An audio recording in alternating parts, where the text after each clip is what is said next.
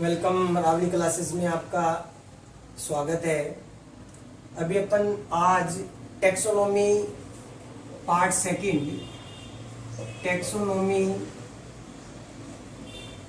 Second में अपन लेंगे ICZ।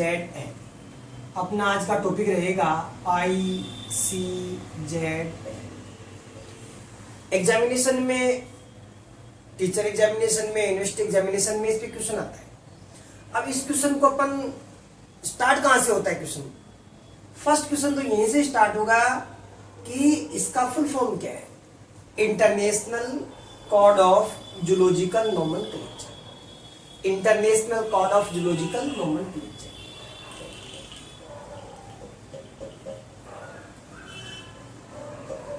International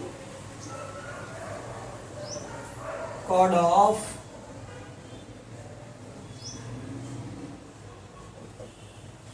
zoological nomenclature. तो ICZN की करेक्ट फुल फॉर्म क्या है? International code of zoological nomenclature.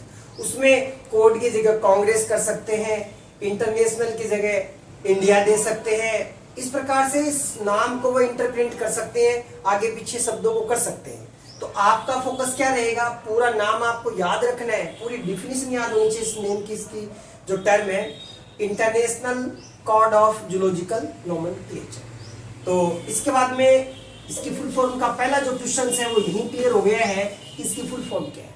इसके बाद में अपन देखें कि ICZN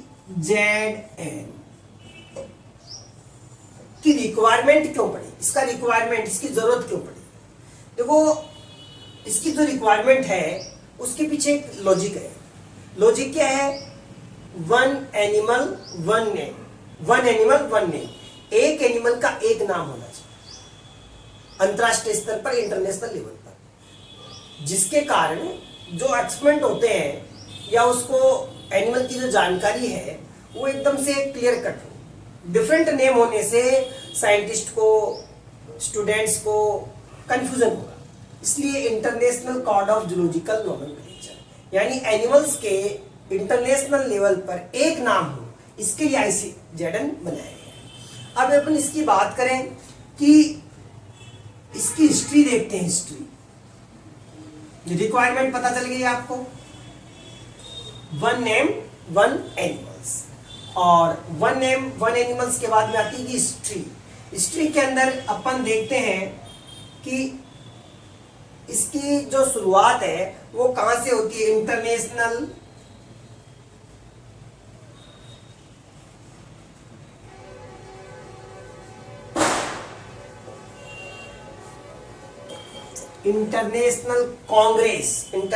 कांग्रेस ऑफ जूलॉजी।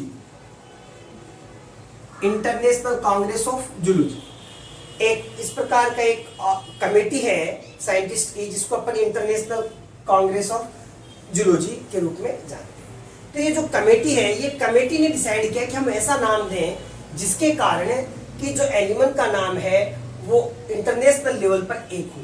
इसके लिए फर्स्ट इनकी मीटिंग होती है। फर्स्ट मीटिंग 1889 पेरिस के अंदर। कहां होती है जी? पेरिस में होती है। और ये इंटरनेशनल जो साइंटिफिक नेम देने के लिए इसके ऊपर डिस्कशन करते हैं। इसके बाद में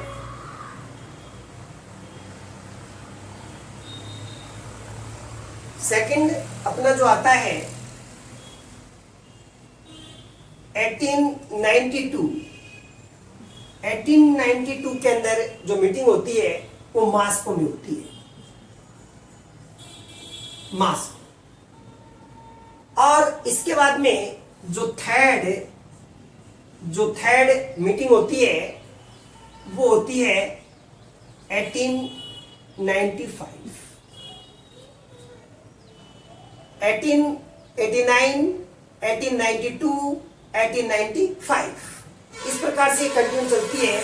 और ये जो मीटिंग है वो एक लीडेन सिटी है, तो वहां पर चलती है लीडेन। और सबसे इंपॉर्टेंट बात है इस थर्ड इंटरनेशनल कांग्रेस में, इस थर्ड इंटरनेशनल कांग्रेस में ICZN का एस्टेब्लिशमेंट या इसका प्रपोजल आया। लगातार चलती रही ICZN का। अभी नाम का नहीं है कि उन्होंने ये डिसाइड किया कि हमें एक इस प्रकार से एक ऑर्गेनाइजेशन बनाना पड़ेगा और वो ऑर्गेनाइजेशन है वो नाम देगा। भाई मेरा नाम मान लो मोहन है, श्याम है, अब मेरे को यहाँ पर श्याम नाम से जाना जाता है और मेरे घर पे मेरे को मोहन नाम से जानते हैं और मान लो मेरे प्रोफेशन में मेरे को सुनील नाम से जानते हैं। मैं आदमी तो एक ही हूँ, एनिमल तो एक ही हूँ, लेकिन मेरे नाम क्या है बहुत ज्यादा है, तो कंफ्यूजन हो सकता है according to region, according to country, according to place. तो इसके प्रॉब्लम को रिमूवमेंट के लिए ICZN आई और ICZN का जो थर्ड इंटरनेशनल कांग्रेस के अंदर इसका बनाया गया। ये एक एनजीओ है, NGO, ये बात याद रखेंगे आप, NGO। अभी तक एडिशन नहीं है कि नाम किस प्रकार से देंगे, ऐसा कुछ नहीं है। थर्ड कांग्रेस के अंदर ICZN का एक ऑर्गेनाइजेशन बनाया गया, एक प्राइवेट एक प्रकार से नॉन गवर्नमेंट ऑर्गेनाइजेशन। ये क्वेश्चन आ जाता है कि ICZN किस प्रकार का ऑर्गेनाइजेशन है, government, non government, semi government या नॉन गवर्नमेंट ऑर्गेनाइजेशन। तो आपका जो आंसर रहेगा वो रहेगा नॉन गवर्नमेंट ऑर्गेनाइजेशन, NGO रहेगा। तो ICZN का जो प्रपोजल है उसको NGO बनाने के लिए जो कमेटी बनाई गई थी फर्स्ट टाइम, तो वो कौन से इंटरनेशनल कांग्रेस ऑफ जूलॉजी में बनाई गई। ऐसा क्वेश्चन आजकल पहुंच लिखते हैं। पहले तो ये पूछ लेते भाई ICZN कहाँ है, इसकी स्थापना कब हुई, इसका एस्टेब्लिशमेंट कब हुआ, नॉर्मल बात थी। लेकिन अब जैसे जैसे कंपटीशन बढ़ रहा है तो क्वेश्चन का जो लेवल है वो भी बढ़ रहा है। तो थर्ड इंटरनेशनल कांग्रेस के अंदर ICZN की क्या हुई, एस्टेब्लिशमेंट हुई। अपन को ये बात याद रखनी। अब देखिए जो ICZN है इसका जो टाइमली इसका जो मेन हेडक्वार्टर है, हेडक्वार्टर वो लंदन में रखा गया। लंदन हेडक्वार्टर कहां रखा गया जी, इसका हेडक्वार्टर लंदन में रखा गया। तो इसके ICZN की जो स्पेसिफिक पॉइंट्स है उसके बारे में अपन देखते हैं थर्ड इंटरनेशनल कांग्रेस के बाद में। तो थर्ड इंटरनेशनल कांग्रेस के बाद में ICZN आती है। कौन से international Congress, third international Congress के बाद में ICZN आती है। और इसका जो एस्टेब्लिशमेंट डेट है, डायरेक्ट डेट है, वो है 18 सितंबर है इसकी और 1895 इसके अंदर आ जाती है। तो इसका एस्टेब्लिशमेंट डेट कब की ICZN की, 18 सितंबर 1895, ये इसकी एस्टेब्लिशमेंट डेट। हेडक्वार्टर क्या है जी इसका, हेडक्वार्टर देखिए, हेडक्वार्टर की बात करें अपन तो इसका है लंदन के अंदर बनाया गया। और इसकी जो लैंग्वेज है, वो लैंग्वेज की अगर अपन बात करें तो फ्रेंच और इंग्लिश है।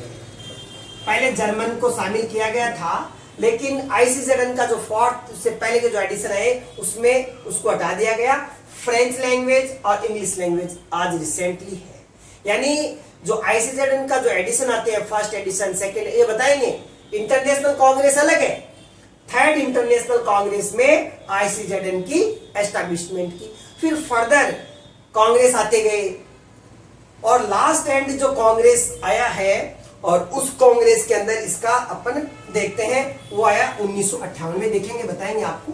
तो एस्टेब्लिशमेंट 18 सितंबर 1895, हेडक्वार्टर लंदन, और इसकी जो लैंग्वेज है वो फ्रेंच और इंग्लिश इसकी लैंग्वेज है। अब इसके बाद में अपन बात करें, अब इसका रिसेंट जो हेडक्वार्टर है भाई साहब वो लंदन नहीं है, ध्यान रखना। क्वेश्चन यहां पर कंफ्यूज कर देगा। हेडक्वार्टर कहां है इसका, लंदन है, राइट। लेकिन रिसेंट के अंदर वर्तमान में प्रेजेंट में इसका हेडक्वार्टर सिंगापुर बनाया गया। सिंगापुर है इसका, और इस सिंगापुर में इसका हेडक्वार्टर बनाया गया है, और उस यूनिवर्सिटी का नाम है नेशनल यूनिवर्सिटी। कौन सी यूनिवर्सिटी है जी? नेशनल यूनिवर्सिटी है। और कहाँ है ये यूनिवर्सिटी है सिंगापुर के अंदर। सिंगापुर के अंदर ये यूनिवर्सिटी बनाई गई। और ये एस्टेब्लिशमेंट कब हुआ है? 2014 के अंदर ये सिंगापुर आ चुका है। और अब ये 5वां जो संस्करण आएगा उसकी तैयारी कर रहा है, ये ध्यान रखना आपको। 5वां संस्करण आएगा उसकी ये प्रिपरेशन कर रहा है। ओके, तो ये इसकी कुछ इंपॉर्टेंट बातें थी। इसके बाद में अपन देखते हैं, अब बात आती है एडिशन की। एडिशन, प्रकाशन। ICZN प्रकाशन कब करता है? 1958 या 1958 के अंदर। जैसे इसका रिसेंट, इसकी जो स्टार्टिंग है वो 1889 से चालू होती है और 1958 में आ जाती है। देखो कहाँ कितना लंबा इसका जो इसका जर्नी है, इस जर्नी में देखिए 1889 के अंदर फर्स्ट इंटरनेशनल कांग्रेस यहां से चालू होती है और ये कंटिन्यू बढ़ते जाते हैं और 1958 में आ जाते हैं। और इसका एस्टेब्लिशमेंट आपको पता ही, अभी इसका बता ही दिया आपको। 1958 के अंदर आकर ये एडिशन की प्रिपरेशन करते हैं। और यहां पर जो लैंग्वेज है वो French, English and German, 3 language होती है उस समय। अब रिसेंटली तो 2 ही लैंग्वेज है, फ्रेंच और इंग्लिश। जर्मन लैंग्वेज भी थी उस समय, जर्मन लैंग्वेज भी थी। तो एडिशन की बात करें अपन, इसका ICZN का एस्टेब्लिशमेंट 3rd इंटरनेशनल कांग्रेस में, और ICZN का फर्स्ट पब्लिकेशन, फर्स्ट एडिशंस। तो फर्स्ट एडिशंस कई बार पूछ लेते हैं, इंपॉर्टेंट क्वेश्चंस है, डायरेक्ट पूछ लेते हैं। तो ये आता है इसका 1961 के अंदर फर्स्ट एडिशन। फर्स्ट एडिशन के बाद में अब आएगा सेकेंड एडिशन, और सेकेंड एडिशन इतना ज्यादा कोई पावरफुल नहीं था, उसमें बहुत बड़ा कोई एडिशन संशोधन या इसके अंदर संशोधन है, न्यू चीजें हैं, इस प्रकार से कोई न्यू एस्पेक्ट्स वो इसके अंदर नहीं डाले गए। तो पहला कब क्या था? 1961। तो देखिए आपको यहाँ पर जूलॉजी पढ़ रहे हैं और साथ में हिस्ट्री पढ़ रहे हैं, दोनों चीज देखनी पड़ती है, क्योंकि ये क्वेश्चन आता है डायरेक्ट। इस बात का अपन को ध्यान रखना है। और चैनल को आप सब्सक्राइब करते रहिए, सपोर्ट करते रहिए, है ना। 1961 के बाद में अब आता है सेकेंड एडिशन। सेकेंड एडिशन आता है 1963 के अंदर आ गया। फिर आता है ये इसके बाद में कंटिन्यू चल रहा है, 1985 में आता है। 1985 के बाद में आता है 2000। फर्स्ट, सेकेंड, थर्ड, फर्स्ट, ये आ गया फर्स्ट। फिर उसके बाद में आता है सेकेंड, सेकेंड के बाद में थर्ड, थर्ड के बाद में फोर्थ। तो ये एडिशन चल रहा है। इसका प्रिपरेशन तो 1999 में हो जाती है, लेकिन इसका जो पब्लिकेशन है वो 2000 में होता है, सन 2000 में। कई बार 99 मिल जाएगा आपको, तो ध्यान रखना। इसकी जो लैंग्वेज थी वो थी French, French and English language थी। अब इसके बाद में अपन चलते हैं, इसका जो बेसिक कॉन्सेप्ट है, ये किस प्रकार से नेम देते हैं, इसका बेसिस क्या है, इसका बेसिस मेन बायनोमियल नोमेनक्लेचर है। ये तो इसका एक हिस्टोरिकल व्यू है। हिस्टोरिकल व्यू देखा अपन ने, इसकी रिक्वायरमेंट देखी है। अब इसके जो कंपोनेंट्स हैं, नाम जो नेम है नोमेनक्लेचर के लिए बनाए गए हैं, तो इसके नोमेनक्लेचर की जो मेन कंटेंट क्या है, इसका कंपोजिशन क्या है, इसके कंपोजिशन में अपन देखते हैं तो देखेंगे यूनिकनेस। यूनिकनेस होना चाहिए। क्या होना चाहिए नाम?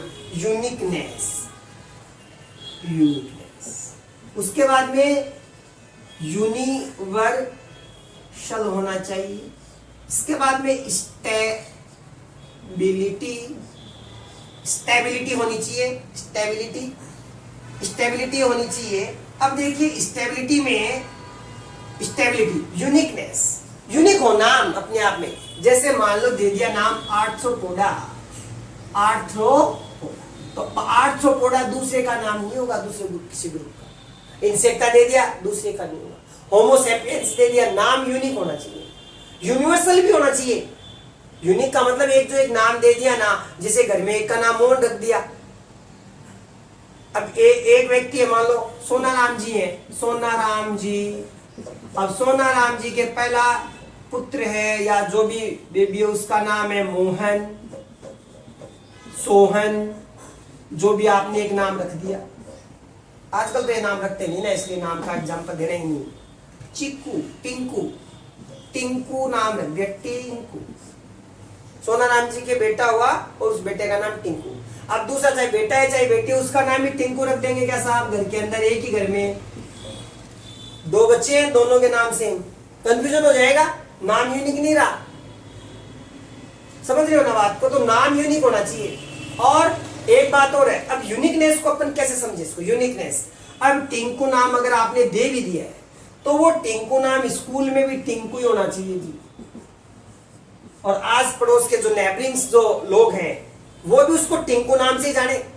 Means one name of animals is uniqueness and universality. Means in overall places in country on earth the name of the animals which one, एक नाम होना चाहिए। स्टेबिलिटी, स्टेबिलिटी का मतलब टिंकू का नाम 2001 तक तो टिंकू, और 2020 के अंदर नाम रख दिया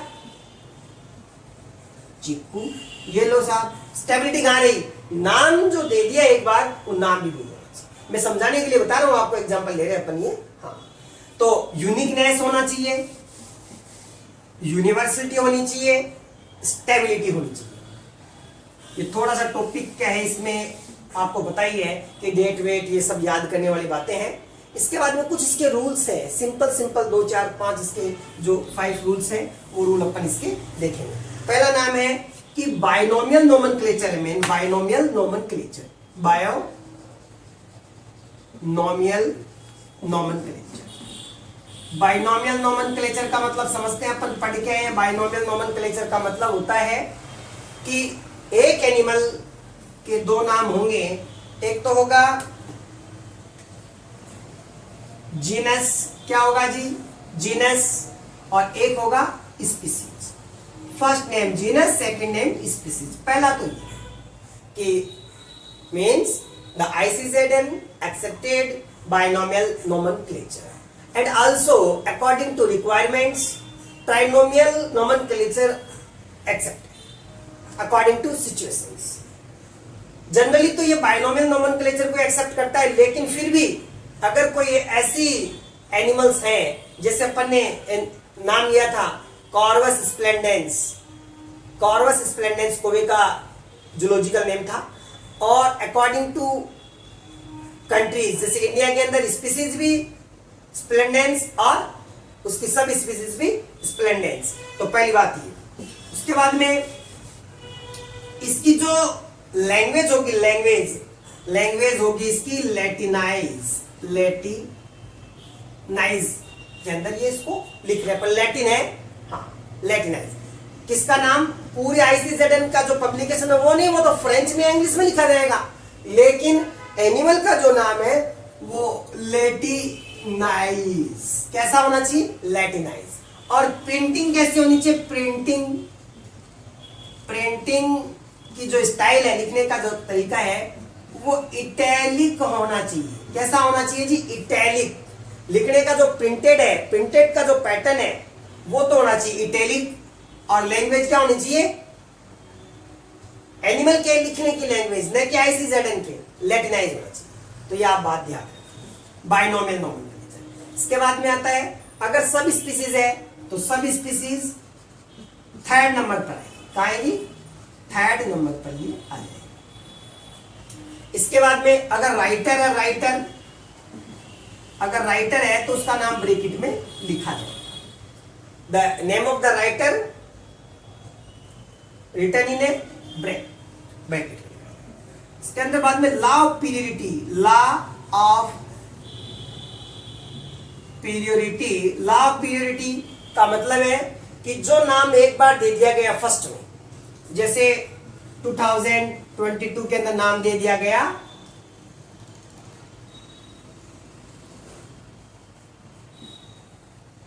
मोस्किन। मोस्किन नाम अपन एग्जांपल ले रहे से, मोस्किन नाम दे दिया, मोस्किन नाम दे दिया। तो अब 2024 में अगर अपन देखेंगे तो पहला जो नाम दिया गया उसी पर फोकस करेंगे साइंटिस्ट। तो इसको कहते हैं लॉ ऑफ पीरियडिटी, लॉ ऑफ पीरियडिटी इसको कहते हैं। तो इस प्रकार से ये ICZM की अपनी रिक्वायरमेंट, इसकी जो कंपोनेंट्स है, यूनिवर्सलिटी है, यूनिकनेस है, इस पे फोकस करेंगे।